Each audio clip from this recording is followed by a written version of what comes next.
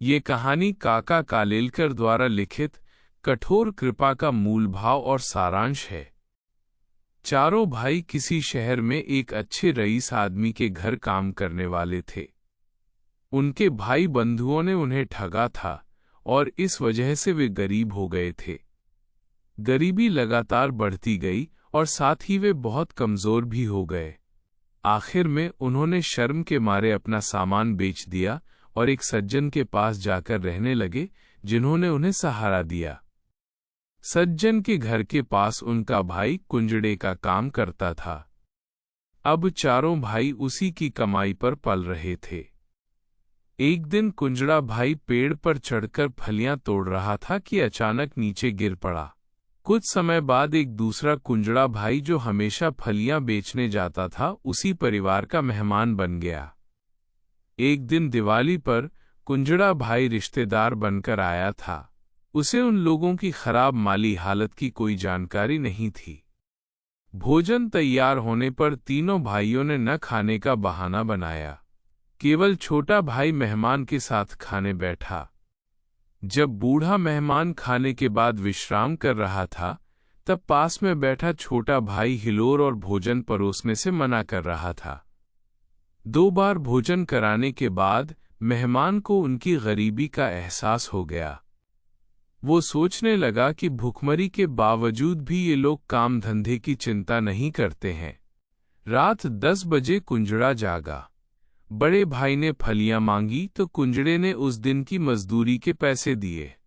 सोने का बहाना बनाकर मेहमान कुछ देर चुप रहा।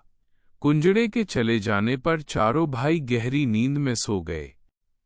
पर मेहमान अभी भी जाग रहा था।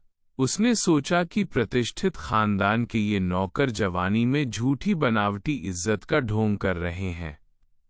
इस मामले में कुंजड़े के पेड़ से अपना गुजारा चला रहे हैं। रात में ही वो मेहमान बरामदे से एक कुल्हाड़ी लेकर सज्जन के पेड़ को काटने चला गया।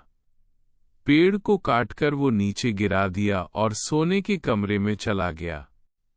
सुबह उठकर बड़े भाई ने देखा कि मेहमान जा चुका है और बगीचे में सज्जन का पेड़ कटा पड़ा है। घर में मातम छा गया।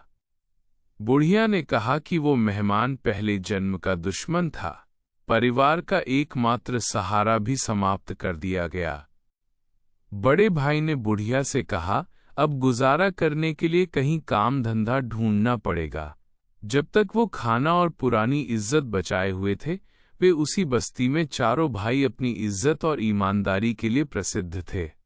एक धनी व्यक्ति ने बड़े भाई को अपने यहाँ नौकरी पर रख लिया। अन्य भाई भी कहीं न कहीं काम करने लगे।